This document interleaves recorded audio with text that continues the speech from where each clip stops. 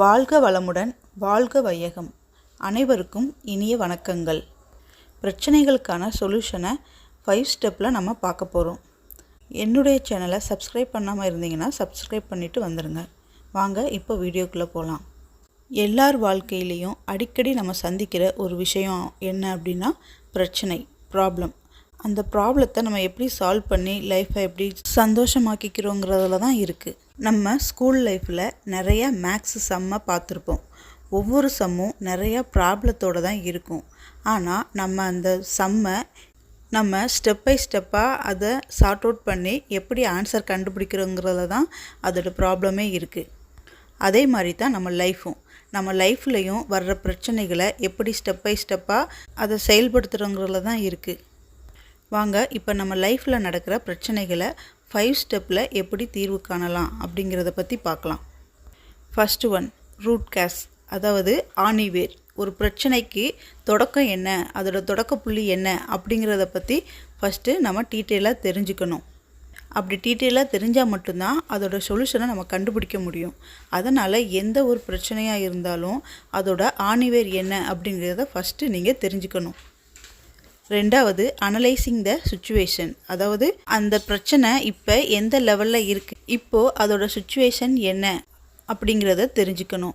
அடுத்ததாக possible solution, அதாவது அதுக்கான தீர்வு எப்படி இருக்குது, அதோட தீர்வு என்ன அப்படிங்கிறத ஆராய்ச்சி பண்ணணும். பாசிபிளான ஒரு சொல்யூஷனை நீங்கள் கண்டுபிடிக்கணும். அதுக்கு நீங்கள் பிரச்சனைக்கு உள்ளே இருந்து பார்க்கக்கூடாது. பிரச்சனையை கொஞ்சம் தள்ளி வச்சு அதை நீங்கள் பார்த்தா மட்டும்தான் அதுக்கான சொல்யூஷனை உங்களுக்கு கண்டுபிடிக்க முடியும். உங்களோட பாயிண்ட் ஆஃப் வியூவில் மட்டும் இருந்து பார்க்காம சுற்றி இருக்கிற எல்லாருடைய பாயிண்ட் ஆஃப் வியூலையும் நீங்கள் அதை யோசிக்கணும். அந்த சொல்யூஷன் யாருக்குமே பாதிப்பு வராதபடி பார்த்துக்கணும். ஒவ்வொருத்தங்க பாயிண்ட் ஆஃப் வியூலையும் ஒவ்வொரு மாதிரியான சொல்யூஷன் கிடைக்கும்.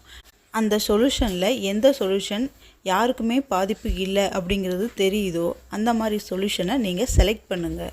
அதுதான் 4th point, select the solution. 5th point என்ன அப்படின்னா இம்ப்ளிமெண்டேஷன், அதாவது நீங்கள் தேர்ந்தெடுத்த ஒரு சொல்யூஷனை நீங்கள் அதை அப்ளை பண்ணி பார்க்கணும். அது கரெக்டாக இருந்தது அப்படின்னா நீங்கள் எல்லா பிரச்சனைக்கும் அதையே சொல்யூஷனாக வச்சுக்கலாம். இந்த மாதிரி மெத்தடில் நீங்கள் ஃபாலோ பண்ணிங்கன்னா உங்களுடைய பிரச்சனைக்கான சொல்யூஷனை உங்களால் ஈஸியாக கண்டுபிடிக்க முடியும். இந்த 5 ஸ்டெப்பையும் உங்களுடைய அஃபிஷியல் ப்ராப்ளமாக இருந்தாலும் சரி, அன்அஃபிஷியல் ப்ராப்ளமாக இருந்தாலும் சரி, நீங்கள் இதை இம்ப்ளிமெண்ட் பண்ணலாம். First point, root cause. Second point, analyse the situation.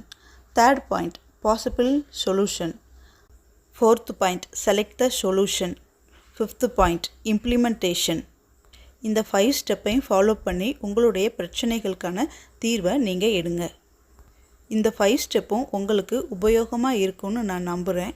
உங்களுக்கு ஏதேனும் கருத்துக்கள் இருந்தால் நீங்கள் என்னுடைய கமெண்ட் பாக்ஸில் தெரிவிக்கலாம். மேலும் வீடியோக்களுக்கு என்னுடைய சேனலை போற்றுங்கள், பகிருங்கள், பதிவு செய்யுங்கள். நன்றி, வணக்கம்.